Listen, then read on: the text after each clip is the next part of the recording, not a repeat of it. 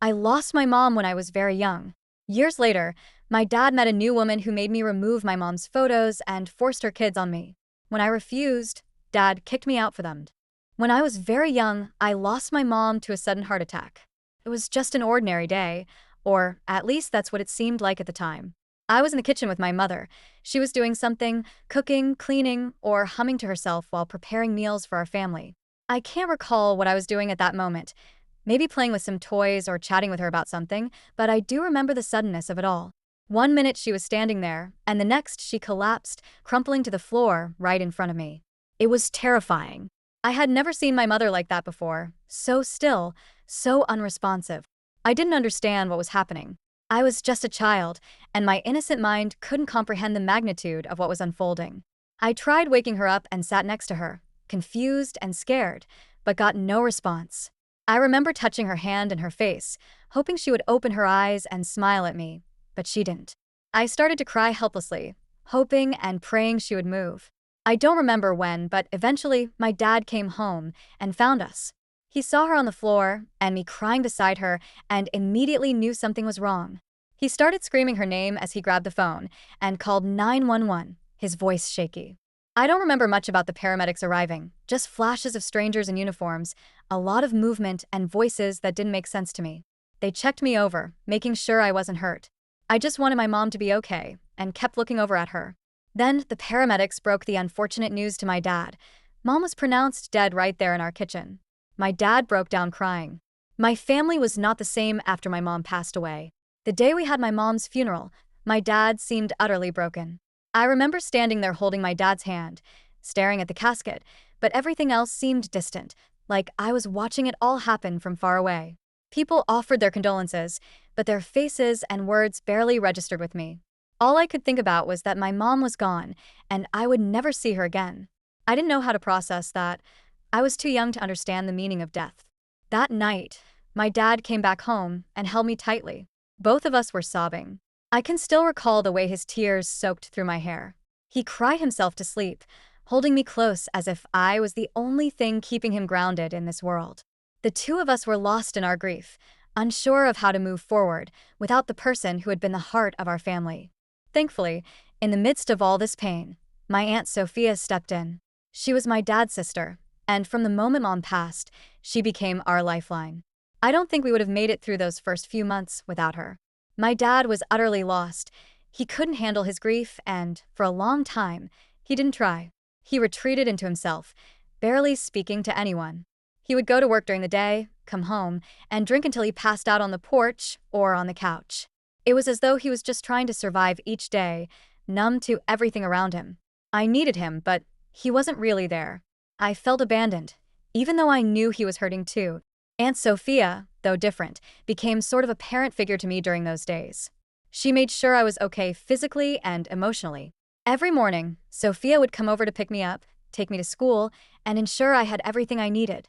She would pack me lunch, sometimes with little notes tucked inside. After school, she would be there to help me with my homework, sitting patiently with me at the table even when I struggled to focus. It wasn't like I could think straight with everything going on, but she never pushed me. She just supported me. When I needed to talk, she would listen, and when I didn't, she would sit with me in silence. Later in the evening, my nanny would take over, looking after me until my dad could come back home. Aunt Sophia had her own life and her own husband, but for those months, she made me and my dad her priority. She must have been exhausted running between her life and ours, but she never once let it show. I don't know how she did it, but she became the glue that held us together. My aunt gently encouraged me and my dad to start going to church so we could find some peace and routine in our lives. Around that time, my school also recommended that I go to grief counseling since my grades were declining due to my mental health. Talking to a therapist helped me a lot, as it gave me a safe space to express the feelings I didn't know how to handle on my own. I could talk about the confusion, the sadness, and even the anger I felt without worrying about how it would affect my dad. Grief counseling became a crucial outlet for me, and I started to understand that it was okay to feel everything I was feeling, that there wasn't a right or wrong way to grieve. In a way, it helped me connect with my dad better too, because as I learned how to deal with my emotions, I could also be there for him, even if just in small ways. I have to admit that my dad, for all his struggles, was an incredible father to me in those initial years. As he began to emerge from his grief, we started spending more time together. I've heard stories from friends about how strict their fathers were.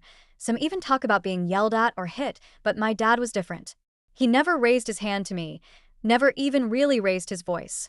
He was patient and gentle and always tried to understand me, even when I wasn't being very understanding myself. I know I wasn't the easiest teenager to raise. I was dealing with the usual struggles of adolescence, plus the added weight of my mother's death. There were times when I was moody, distant, and sometimes even rebellious, but my dad handled it all with so much grace. He just did his best to be the best father he could. When my dad initially started dating again, nothing really came of it. Women would come and go, but nothing ever got serious enough. That all changed eventually when he met Day. He was head over heels for her from their first date. He would always come back home smiling after their dates, and I felt happy for my dad. I wanted him to find his own happiness, and if Day was the answer, then so be it. The first time my dad brought her home, I wasn't sure what to expect, but I tried to keep an open mind for his sake. From the moment Day walked through our front door, she was nothing like Dad described her, and I had a bad feeling. She didn't seem welcoming or kind. In fact, she came across as snarky and judgmental from the very start. I'll never forget the way her eyes roamed our house, scrutinizing everything like she was searching for flaws. When her gaze landed on the photos of my mom that were still proudly displayed in our living room, her eyes narrowed and she looked pissed. During lunch, she told my dad right in front of me that having pictures of my mom around the house was disrespectful to her and that if he was serious about their relationship, he needed to get rid of the photos. I was shocked and furious that someone who barely knew us could make such a demand. Those were family pictures, and it had nothing to do with Day whatsoever. However, what hurt even more was when my dad went along with it without even asking me how I felt. He packed up all the portraits, every single one, and locked them away in the attic just like that. The images of my mother were hidden away as if they were something to be ashamed of. As their relationship progressed, Day started coming over more often to our place, bringing her 2 young kids. They were always loud, wild, and had no sense of boundaries. They would break things constantly, running wild through the house as if there were no rules. They'd knock over furniture, spill food, and leave messes everywhere. Worst of all, they had no sense of personal space. I would catch them wandering into my room, touching my things without permission, and even trying to take stuff that didn't belong to them. At first, Day would encourage me to spend time with the kids, saying how this would help us become a family. However, I quickly realized that she just wanted a free babysitter who could keep her kids entertained while she and my dad went out for their dates. I wasn't stupid.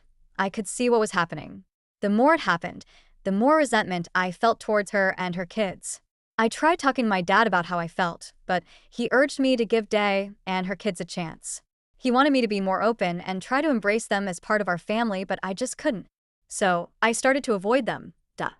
Whenever Day and her kids would come over, I'd retreat to my room and refuse to come out until they left. I didn't want to mix with Day's family. It didn't take long for Day to notice, and it became clear she wasn't happy about my distance. One evening, after another visit where I barely said a word to her kids, Day finally snapped. She and my dad got into a huge argument. I could hear her yelling, her voice echoing through the house. She was furious, complaining about how I wasn't talking to her kids and that I wasn't being a good sister to them. She then walked up the stairs and banged on my door, ordering me to open up and telling me how I needed to be taught a lesson. Her audacity was unbelievable. Standing in my home, screaming about how I needed to be punished like I was some delinquent child. She had no idea what I had been through, or any understanding of the pain and loss my dad and I had experienced. I had never been disrespectful to her or her kids, yet here she was trying to force me to be some sort of sister to her children. The worst part was that my dad didn't say a word in my defense except to ask her to calm down. It was like he was afraid to challenge her, or maybe he just didn't want to. I'll never forget how small and helpless I felt at that moment, realizing for the first time that my dad wasn't going to stand up for me against Day. Later, after the argument had cooled down and Day had gone home, my dad came to talk to me. I thought maybe he'd apologize for letting things get so out of hand or try to understand where I was coming from, but instead, he told me that the whole situation was my fault. He explained that Day was a good woman and that she and her kids had been abandoned by her ex-husband. They were just looking for a stable family, and I was making things difficult by not accepting them. He said he was happy with her and that, for his sake, I needed to at least try. I was floored. I couldn't believe he was putting this on me, expecting me to ignore how I felt and go along with it because it made him happy. I understood that Day had been through a tough time, and I didn't blame her kids for any of it. They were just caught in the middle like me. I certainly didn't appreciate being made to feel like I was the problem just because I didn't fit into this perfect picture of a new family that my dad and Day were trying to create. So I argued back. I told him straight out that I had no issue with him dating Day, and that I could even live with her being around if that's what made him happy.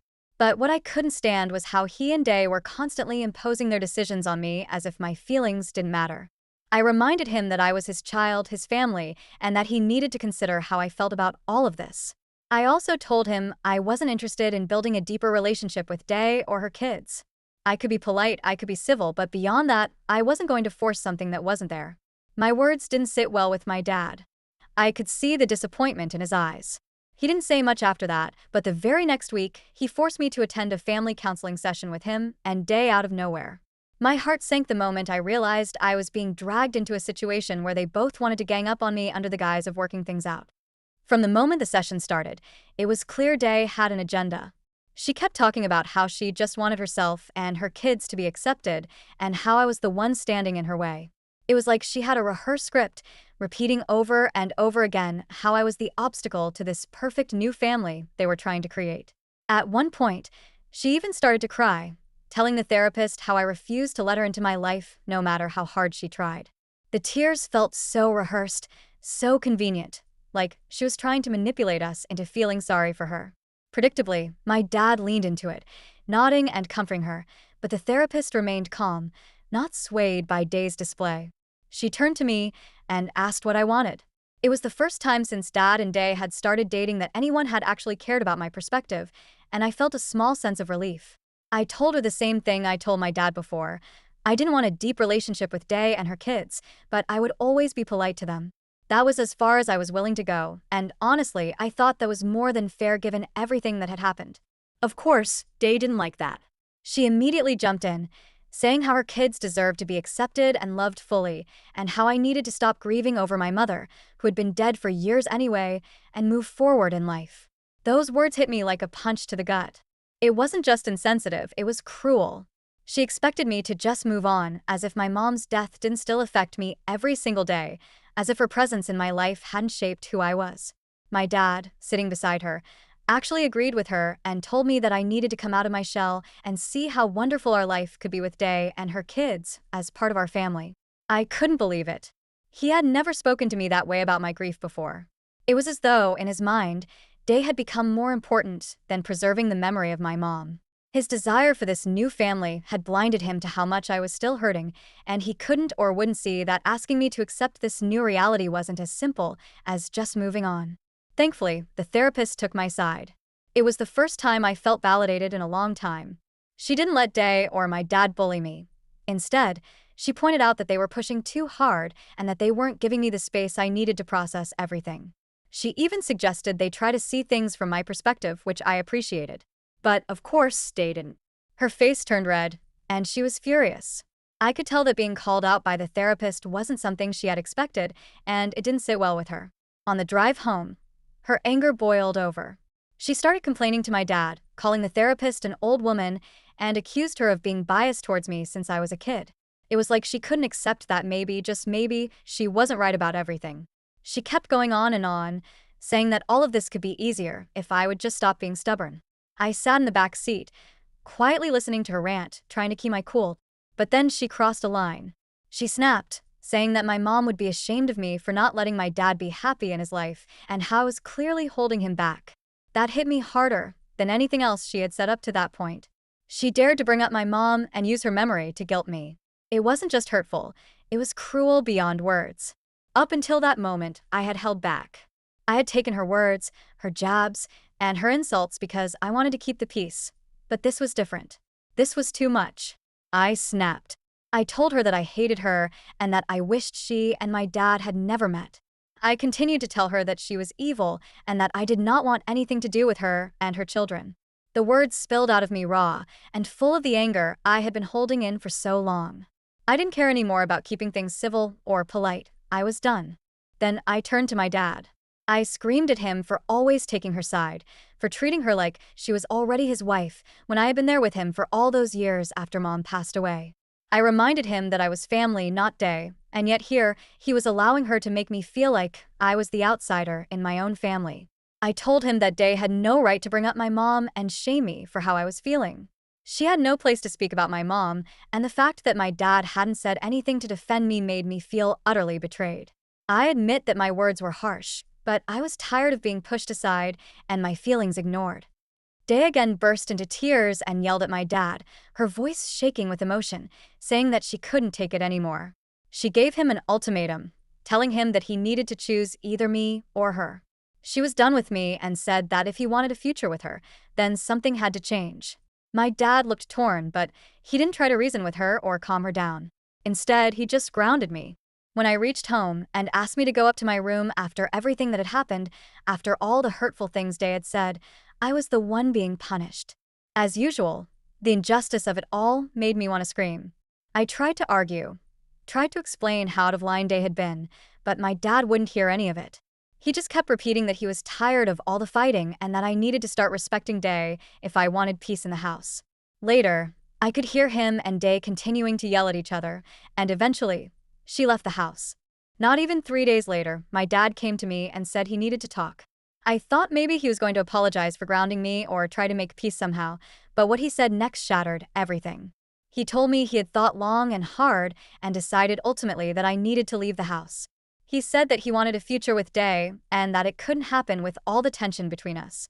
He explained that I would be going to live with my Aunt Sophia and that he'd continue to send child support money until I turned 18, but after that, he was done taking care of me. I felt the floor drop out from under me. I couldn't believe what I was hearing. My own father was choosing a woman over me. He was sending me away, his own flesh and blood, for the sake of his relationship with her. Aunt Sophia came to pick me up later that week. When she arrived, she was fuming. Apparently, she had no idea that things were so bad between us until Dad had asked her to let me stay with her permanently. She stormed into the house and immediately started arguing with my dad. They had a full-blown screaming match in the hallway. She laid into him, telling him that by making this decision, he was destroying our relationship forever. She warned him that kicking me out like this would have lasting consequences, not just for me but for him too. But my dad wouldn't back down. He kept repeating that he deserved to be happy, and that was all that mattered. I stood there sobbing, feeling like my whole world was crumbling around me. Aunt Sophia eventually grabbed my bags, gave my dad one last disgusted look, and led me out of the house. I didn't want to leave as much as I was angry and hurt. I didn't want to believe that this was really happening, but it was. My dad was letting me go. He had chosen Day and her kids over me, and there was no going back. I cried the entire way to Aunt Sophia's house. It felt like I had lost one more parent all over again. The pain was unbearable, and no matter how much Aunt Sophia tried to comfort me, nothing could take away the feeling of betrayal that was sinking deeper into my chest. I had never felt so alone. These past 7 months have been some of the hardest in my life. I've had to learn how to come to terms with my dad's decision, but the truth is, I'm still grieving. Meanwhile, my dad has wasted no time moving on. According to Aunt Sophia, Day and her kids moved into the house soon after I left. I try not to think about it too much, but it's hard not to imagine Day's kids running around in the same place where I grew up, where all of my mom's memories once lived. It stings to think about, but I guess my dad got the happy family life he always wanted. Just yesterday, Aunt Sophia received a wedding invitation from my dad and Day. The shock hit me all over again. We didn't even know they were engaged. I hadn't spoken to my dad in months, and suddenly I hear that they were getting married. After kicking me out of the house, it felt like another punch to the gut. Aunt Sophia was furious when she saw the invitation. She immediately called my dad, absolutely livid that he would have the audacity to send it, knowing full well what he had done to me. She told him that he was cruel for trying to rub his happiness in my face after everything he put me through. But my dad argued that he needed me to attend the wedding, at least for appearance's sake, so people wouldn't question him about my whereabouts. He had the nerve to say that my presence at the wedding was mandatory so that people wouldn't raise questions about him and his new wife. I am appalled by the fact that he has the audacity to not even apologize, yet expects me to save his face in front of family and friends. It makes me sick to my stomach. It's like I am not even his child anymore, just a prop to make his new life look picture perfect. Update 1. My aunt and I have been seeing all of your positive comments coming in. Some of you have been incredibly kind and even reached out to me in the DMs to ask if I need any financial help. To clarify, my dad has been paying for my school expenses these past months. Otherwise, he knows my aunt would not hesitate to drag him to court. However, if I have any further expenditures, my aunt covers them for me. I am genuinely grateful to have someone like her on my side. Otherwise, I don't know where I would have ended up. My dad has never reached out to me all these months to even apologize or check up on me. For everyone asking if he is being manipulated or controlled in his relationship with Day, I honestly don't know. I have no idea about the inner workings of their relationship. However, I do believe that he is an adult and can make his own decisions. He could have easily chosen me over her by not asking me to move out, but he clearly chose her. Update 2. It's been 1.5 months since I updated anything here. My aunt and I went through all the comments and agreed that the best course of action was to attend the wedding. I wanted everybody to know the real face of my dad and his bride. Long story short, we attended the wedding and remained only civil towards them. My dad didn't come up to hug me or say a word. He kept his distance, looking awkward and almost uncomfortable whenever our eyes met. It was like he didn't know how to face me anymore, as though seeing me reminded him of the choices he made. When the speeches started, I figured I'd be able to sit in the background and just get through it quietly, but then the guests started encouraging me to say something. Since I was his child, my dad and Day looked nervous, probably hoping I'd just say something quick and nice for the sake of appearances. I stood up and took the mic, congratulating the happy couple with a sarcastic smile. I wasted no time telling the truth and pointed out how wonderful it must be for them to start a new life after kicking me out of the family home. I noticed my dad's face tense up, but I continued, sarcastically announcing how much Dad must love Day since he was willing to sacrifice his own flesh and blood for her happiness, and we should definitely applaud them for that. The room went silent, and I could feel the eyes of every guest turning towards Dad and Day. They looked absolutely petrified, frozen in their seats, as the weight of what I said sank in. My aunt also stood up and revealed to everyone that I had been living with her for the past few months, and that apparently, Dad wanted to keep this a secret because he didn't want people to know what a terrible person he is. She looked right at him, her voice filled with disgust, and said she was ashamed of her brother and had only come to the wedding with me to expose him and his vile bride. After that, people started asking my dad if this was all true, and the family seemed furious that they had been kept in the dark about everything since our work was done. Sophia led me out of the venue before things could turn nasty. Since the wedding, I swear I have felt such an overwhelming sense of relief, like a huge weight has been lifted off my chest. Finally, the truth is out in the open. My dad, who tried so hard to hide his actions, will now forever be branded as a terrible parent. Update 3. Dad and Day did try to reach out to me and Aunt Sophia after the wedding, probably due to the public criticism they faced, but we ignored them just as they have been ignoring me all these months. Later, Dad sent me a text saying that Day was furious and that I shouldn't have humiliated them on their special day. He claims he is ready to forgive me if I come back home and apologize to Day. He even said he would allow me to move back in and that things could go back to normal. I replied that I was done with him this time. I told him that he and Day deserve each other, since they are both so terrible. I made it clear that I was never going back to him. I am going to be 18 soon, and I know my aunt has my back. I'm also determined to work hard all my life and ensure that I never have to ask my dad for a penny. No amount of apology from him can ever fix what he has broken.